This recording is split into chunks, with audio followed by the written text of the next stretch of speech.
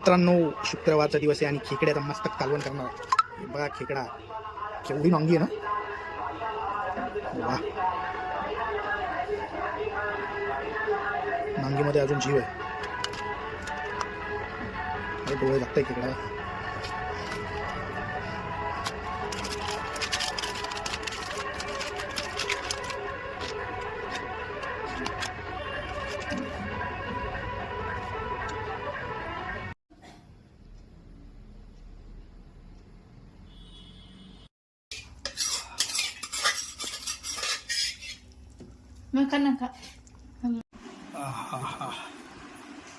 एकच नंबर खेकड्याची भाजी झाली.